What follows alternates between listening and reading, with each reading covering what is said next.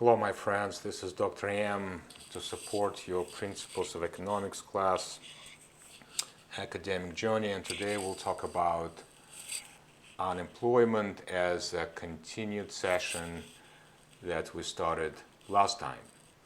So where I left you last time was with a famous theory of migration or labor market participation rate, and that's what you see in front of you. Essentially, we hypothetically can consider two different markets. Let's say market one in the state of Minnesota on the left-hand side and the state of Wisconsin on the right-hand side. You can also consider the same way the market between Germany and versus Greece and any countries that exchange the labor, United States versus Mexico, or United States versus Canada. So let's look carefully, and what I'm going to do, I think it's useful if I will do the drawing by hand with you, because I want you to practice this along with me. So you start. Let's go internationally, and let's say country A and country B. Or you can think about state A versus state B.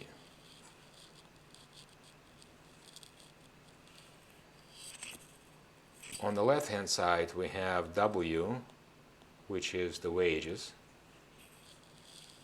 Similar for the second country.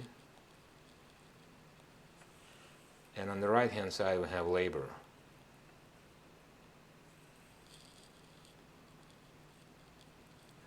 Now, I want you to appreciate the fact that you have seen this graph, because that stands for price and that stands for quantity. You have seen that before so many times.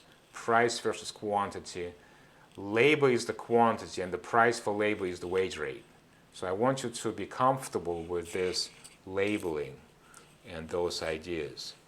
So you have a typical demand of labor. That's what is constituted and presented by the firms. Firms go to the marketplace and they look for labor. They demand labor. And individuals represent supply of labor. So that's in country A. On the other hand, we can look at country B.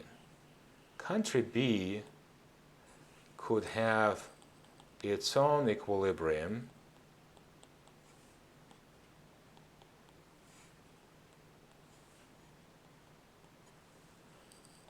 which could be higher. Let's say that the price we are considering for country B,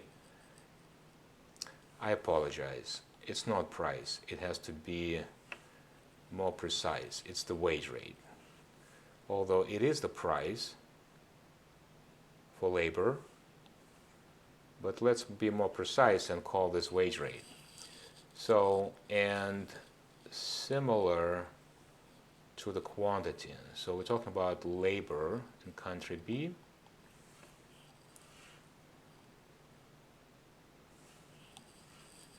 And labor in country A. So let's say country A is Mexico, where you have a wage rate that is lower than, let's say, wage rate in country B, which is United States. And that's what triggers migration. So the difference in the wage rate. For some reason, we are experiencing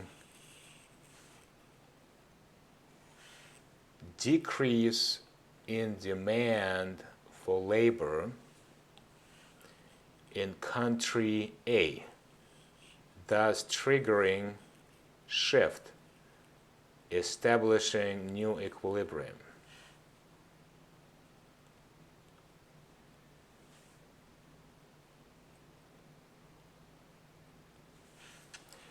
New equilibrium constitute the following. The wage rate has gone down, as you see. The wage rate decreased, as you see, and the labor decreased as well. So now what you have is excess of labor because your equilibrium just has shifted. Your equilibrium has shifted, and that is triggering people to run from relatively higher unemployment in country A into country B. When people run into country B, that is going to be impacting supply in country B. Specifically, it will increase the supply, thus establishing new equilibrium. And look what happens here. The wage rate goes down to the new level, and the labor increases. So you can see now that immigration is not so favorably looking at by some individuals because it has a downward pressure on the wage rate in country B. So I want you to think about this because people that live in Wisconsin near Minnesota State often work in Minnesota, and people who live in Minnesota near Wisconsin go to work in Wisconsin. So there is a migration between two different geographically located regions. So, and you can think about unemployment rate in the state of Minnesota versus in the state of Wisconsin in the same fashion as the unemployment subjected to the same economic forces between Mexico and United States.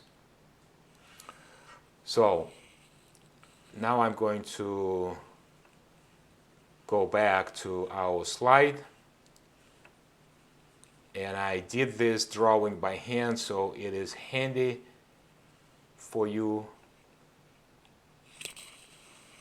to do this work on your own when you have to.